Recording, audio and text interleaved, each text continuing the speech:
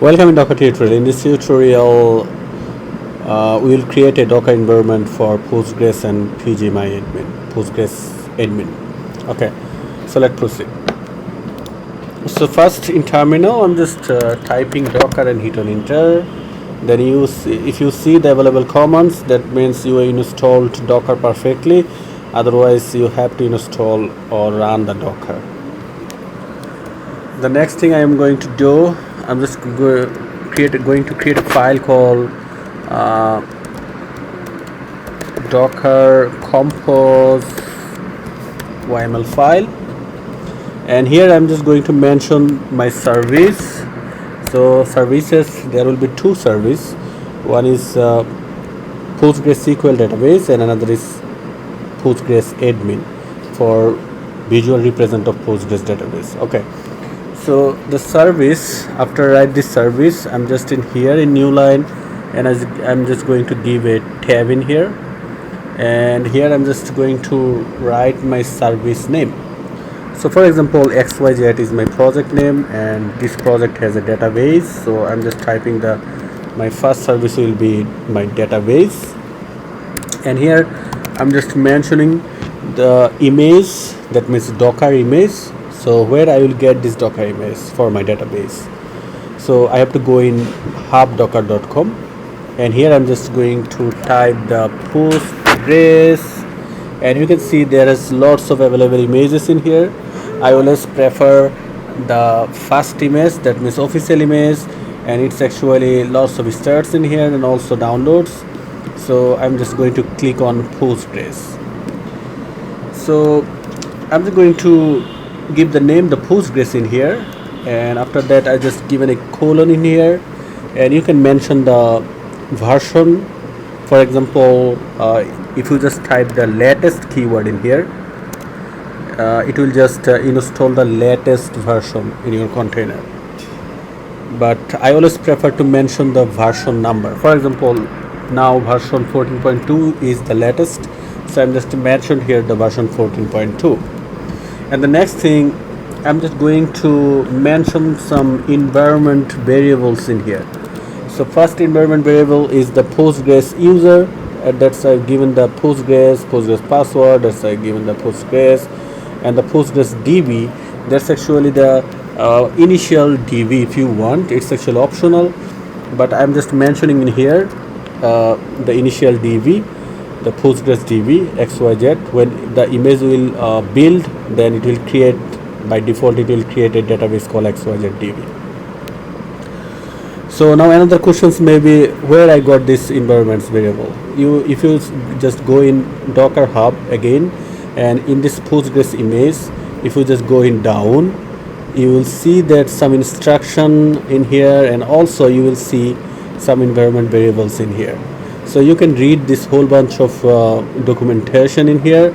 There is the environment variable that I actually taken from here, and you can see the all options in here, how many they have, and what's the activities of this environment variable. I just taken the three, Postgres user, password, and DB.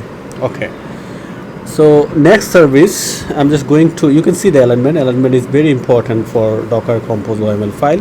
You can see the next image, the next service that I'm just taking here in the same alignment I'm just going to use in here.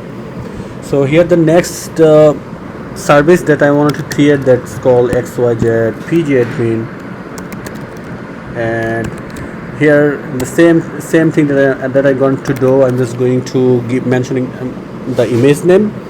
So here in Docker Hub, I'm just going to search by Postgres PgAdmin. Then after hit on enter, you will see lots of images in here, almost 525 results. So what I'm going to do, I'm just taking the first one, and it's the good rating and also always updated, that I think in here. So I'm just going to click on here, and I will just use this image. So you can see there they have mentioned that the image name. So I'm just going to take this DPG PgAdmin 4, this one, and going to paste it in here and just remove this one. It's not important. And the same thing that I wanted to do here, I also wanted to mention the environment, and so I'll just copy and paste some code in here. Let's go environment.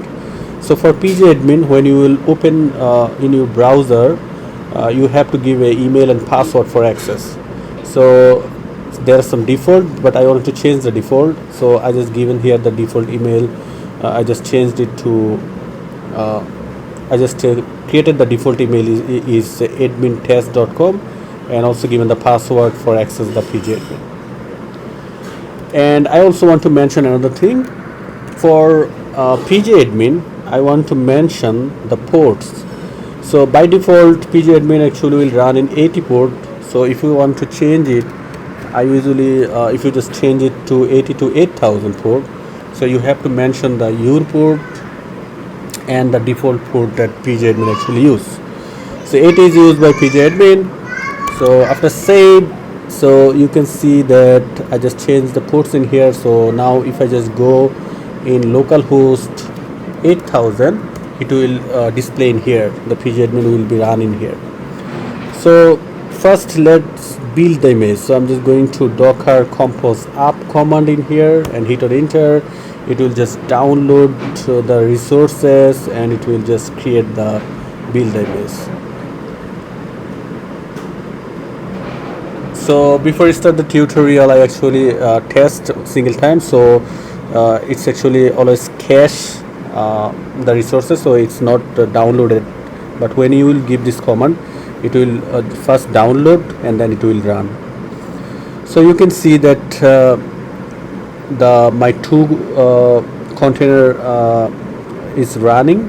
So now if you just go in here, if you just go in your Docker desktop, so you can see in your containers list, here is the PG container and there is the two services running. One is for Postgres and another is PgAdmin. So it's running in 8000 port. So if you just now load again in 8000 port, you will see the PgAdmin, and if you just give the username and password which you have mentioned in here, the admin test and password, I'm just going to mention it in here, and you are able to log in this PgAdmin. So after login, you will not see any services in here. So you have to actually connect your PgAdmin with Postgres DB. So I'm just going to click in here and I'm just mentioning the name in here, give the name in here. So my name is actually this one, the service name, and also the in connection I'm just going to host name, and the port, it's the default port, so I haven't changed the default port, so keep it 5432. And the next username will be Postgres, that I think this is the Postgres, and the password will be also the Postgres. Okay, so now after save, you are seeing that a new service is created called XYZ DB, and here is the database, and you can see the XYZ database in here. So now you can create the new table in here, something like that. So this is the tutorial that how you can create the Docker environment for your Postgres and PgAdmin. So there is another questions that how you can add the volume. So you also able to add the volume if you have already a existing database. You can create a folder in here, and also you are able to mention it in here. So this portion I will discuss in next tutorial with Laravel environment. So thank you for watching this tutorial. Welcome for the next tutorial.